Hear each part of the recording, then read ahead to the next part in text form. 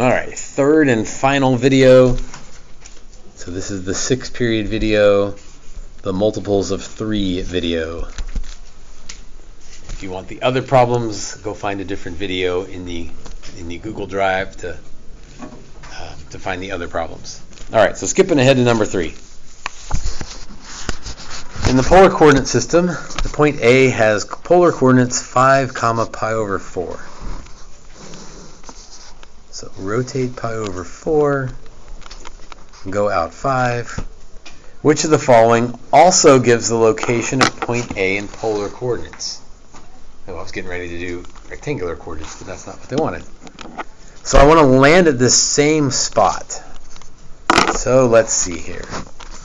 If I rotate, go different colors here. If I rotate 3 pi over 4, and then go backwards 5, that's not the same point. If I go 5 pi over 4, and then backwards 5, I think that is the same point. So I'm liking B, but I'm going to go ahead and check them all. If I rotate 7 pi over 4, and then go backwards 5, that puts me in the second quadrant. That's out. 9 pi over 4. Wait a minute, that's bigger than 2 pi. So I subtract 2 pi. That puts me at pi over 4. So the angle matches, but the negative would send me back into this side. So D's out as well. So let's answer choice B.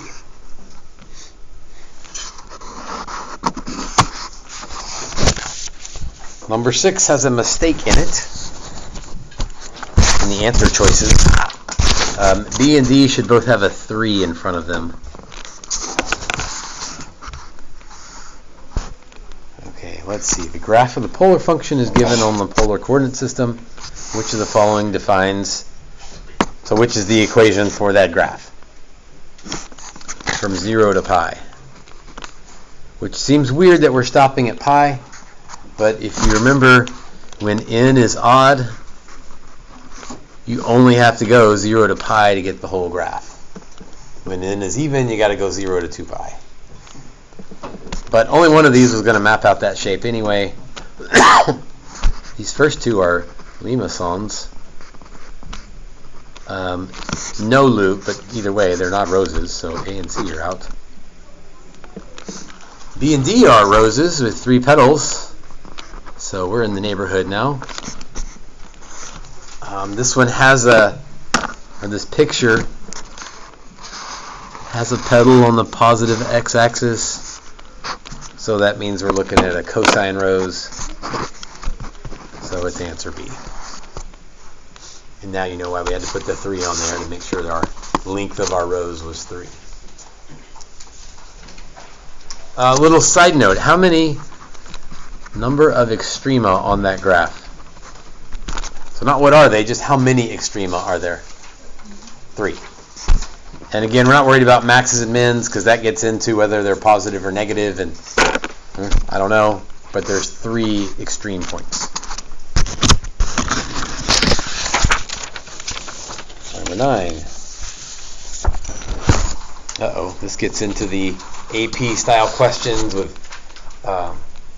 equations we have not used before, so we'll have to just see what happens here. The polar function is 2 over theta, defined for theta greater than 1. Which of the following describes the graph of 2 over theta? Okay, so the graph is a line. Maybe some ordered pairs would be in order here. This one says starts at 1, so 2 over 1 would be 2. 2 over 2 is 1. 2/3 for 2 over 3. 1/2. And so on. So R is positive but getting smaller. Is that enough to answer the question? The graph is a line along the polar axis. No, that doesn't make sense. Because if we increase the angle, start at 2, and it sort of spirals down. We get lower and lower numbers. So not A. The graph is a line. It's not a line, so let's stop it with the line business.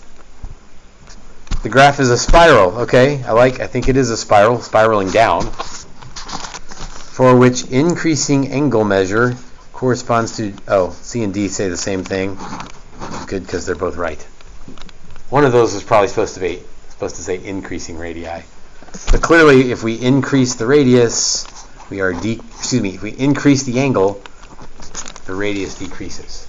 So as we rotate around, our radius gets smaller and smaller. Sort of spiral inward. So, new equations, but we can figure them out. Number 12. Well, that's not a new equation. I know what that looks like. Polar function given by -1 plus sine theta. Hey, before we go any further, what shape is that?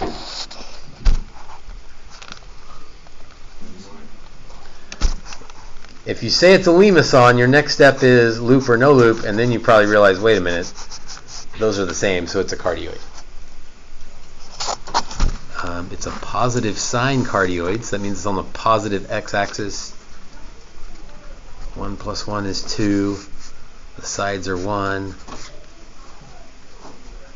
I hadn't even read the question yet, so this may not be helpful, but there's the picture.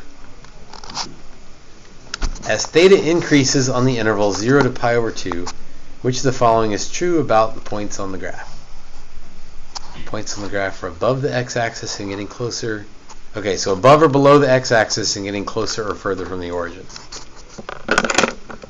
Well, I can't tell by looking at that picture what's going on, especially with that -1 there. So let's just do the old table of values and see what we learn. Start at 0. -1 plus sine of 0 would be -1. Oh, so that means my first point then is actually this point over there.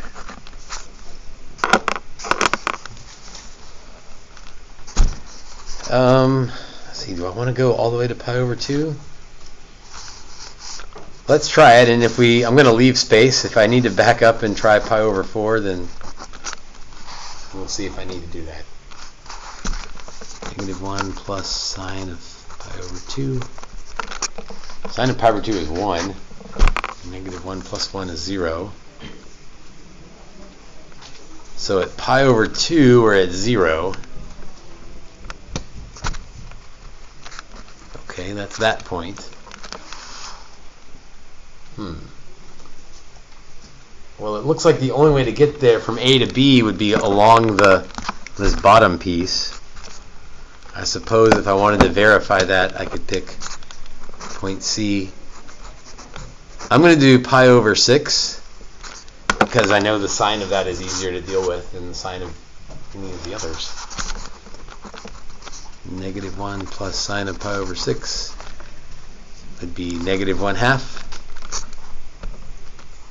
So rotate to pi over 6, but go backwards 1/2. So yeah, we are on that little piece. So we are below the x-axis.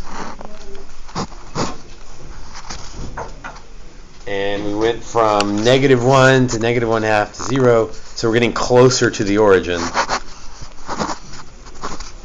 on 0 to pi over 2. Again, that's in that category of AP style multiple choice questions where there's nothing to memorize, there's just figure it out. Do what you need to do.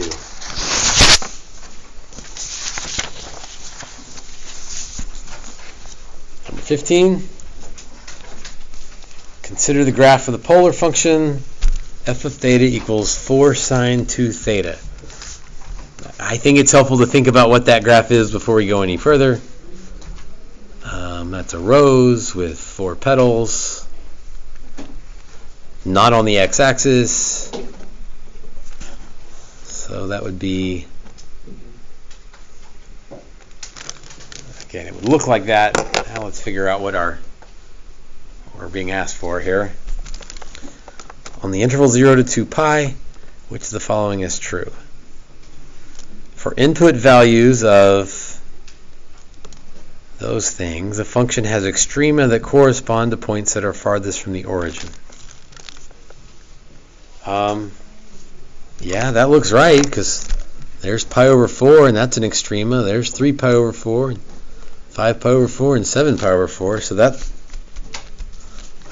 I think A is right, but I get nervous when it's the first one. I want to rule out the others as well.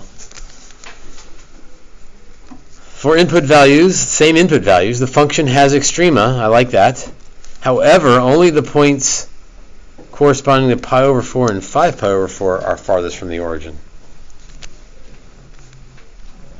I mean, something's going on at 3 pi over 4 and 7 pi over 4.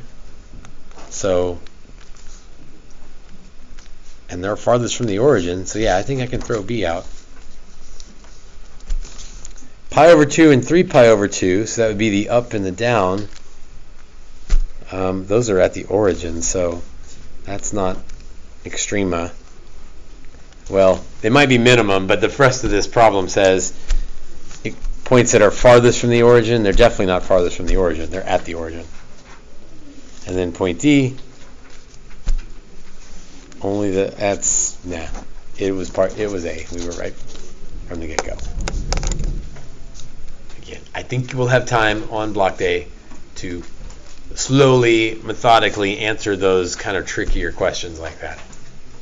Assuming you can breeze through 1 through 32, assuming you can recognize those pictures, graph them reasonably quickly, write the equations pretty quickly, then spend your time focusing on some of these trickier multiple choice questions. All right, that's it. And because I said it in the other classes, I'll say it just to be silly. Don't forget to press like and subscribe so that you get the other videos. Comment down below to see what you think I should talk about next. And we'll see you next time.